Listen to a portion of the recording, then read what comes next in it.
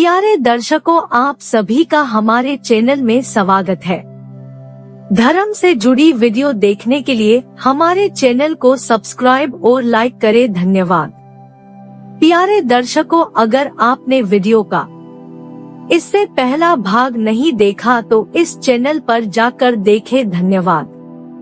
हम यह दुआ करते हैं कि प्यारे दर्शकों के ऊपर वाहिगुरु कृपा करे। सभी प्रेम से बोलो वाहिगुरु।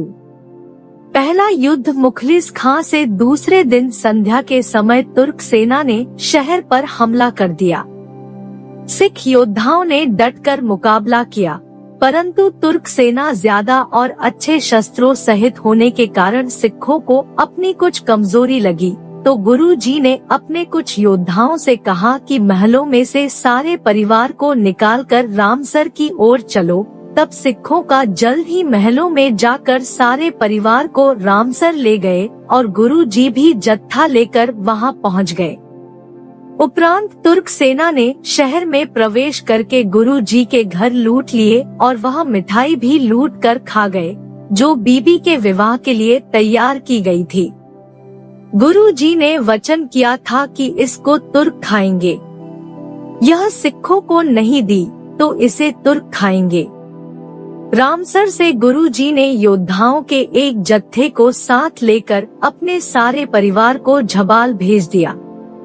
निश्चिंत होकर तुर्क सेना का मुकाबला करते हुए युद्ध लोहगढ़ के किले से गुरु के महल और रामसर से होता हुआ रातों रात तरन तारन के रास्ते चब्बे गांव की सीमा में पहुंच गया।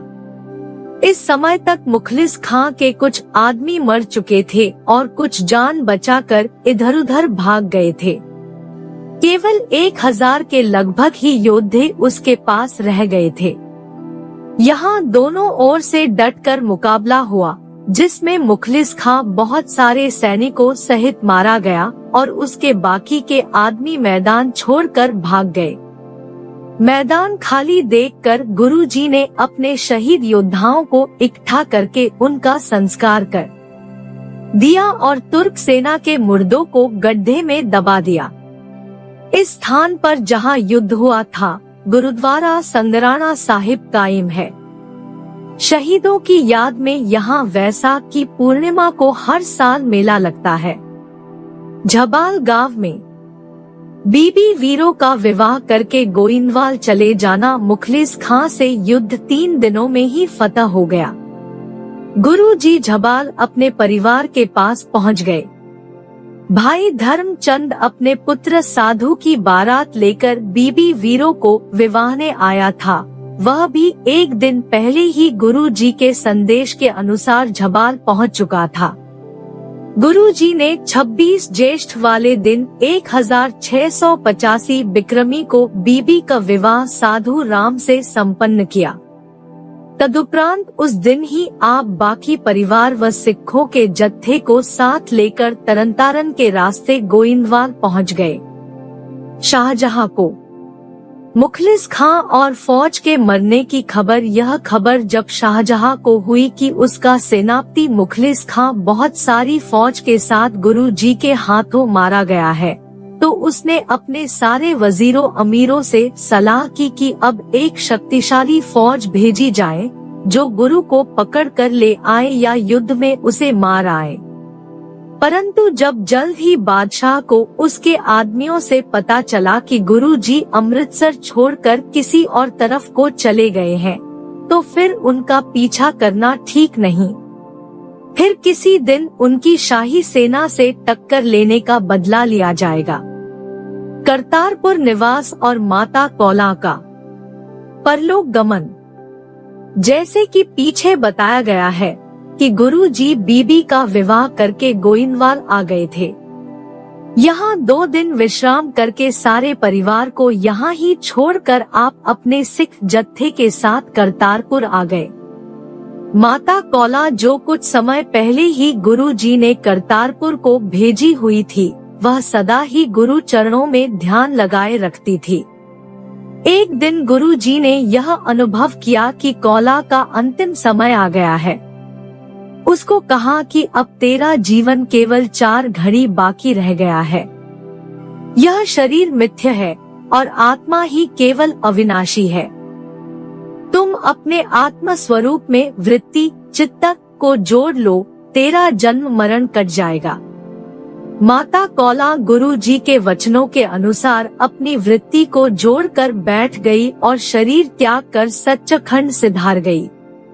गुरु जी ने करतारपुर से चलना। करतारपुर निवास के समय गुरु जी ने पैदे खां का विवाह एक पठान लड़की से करा दिया। रहने के लिए उसको मकान बनवा दिया और आज्ञा की कि अब तुम घर पर ही रहा करो, जब हमें जरूरत होगी तुम्हें बुला लिया करेंगे। तुम अब घर के सुख भोगो। 1 महीने के निवास उपरांत वर्षा ऋतु के कारण वर्षा बहुत हो रही थी। गड्ढे आदि वर्षा के पानी से भरकर जलथल हो गए। यह सुहावना मौसम देखकर गुरुजी ने व्यास नदी के किनारे रोहेले गांव के पास एक ऊंचा लंबा टीले देखकर दरिया के दाएं हाथ डेरा डाल लिया। भगवान दास घेरड़ की मौत। रोहेले गांव का भगवान दास घेरड़ इस टीले के स्थान की मालिकी रखता था। उसने जब देखा कि गुरुजी ने अपने शस्त्रधारी योद्धाओं से मेरी इस जगह पर आकर कब्जा कर लिया है, तो उसको शंका हो गई कि यह मेरी जगह ही न संभाल ले। पहले बादशाह से भी इसका झगड़ा चल रहा था।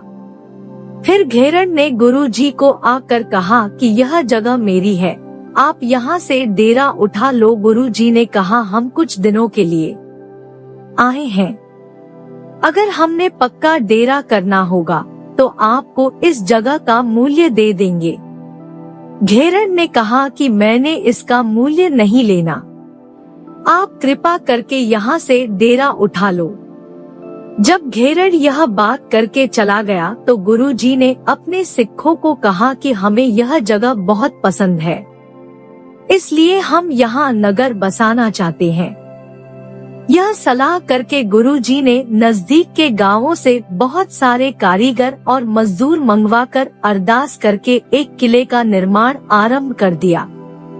युद्ध गांव रोहेला संवत 1687 भगवान दास घेरड़ के पुत्र रत्नचंद को जब अपने पिता की इस तरह सिखों के हाथों मौत का पता चला तो उसने जालंधर के सूबे अब्दुल खां के पास सारी बात बताकर प्रार्थना की कि जी को पकड़कर मेरे पिता की मौत का बदला दिलाया जाए।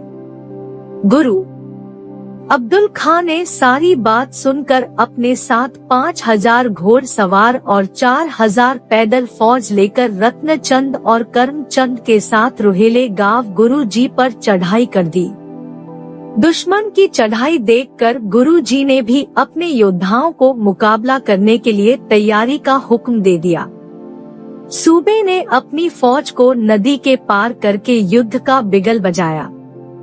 गुरुजी के योद्धे भी सामने हो गए और दोनों ओर से गोली, बंदूकें और तलवारों, तीरों से एक पहर भयानक युद्ध होता रहा, जिसमें सूबे के सेनापति सलार मोहम्मद खां, बैरम खां और कई और सैनिक मारे गए। सूबा अब्दुल खां, रत्नचंद घेरड़ और करमचंद भी तीसरे दिन के युद्ध में गुरु जी के हाथों मारे गए। इधर से भाई कल्याणा, भाई नानो आदि सिख शूरवीर शहीद हो गए। दूसरे दिन गुरुजी ने एक गहरा गड्ढा खुदवाकर उसमें सूबा अब्दुल खां और उसके साथियों की मृतदेहों को दबवा दिया। उस पर मिट्टी डलवाकर एक ऊंचा चबूतरा बैठने के लिए तैयार करवाया।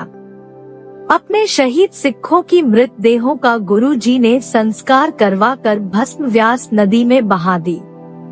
इस तरह गुरुजी की इस दूसरे युद्ध में भारी जीत हुई। चैनल को सब्सक्राइब और लाइक करें। धन्यवाद।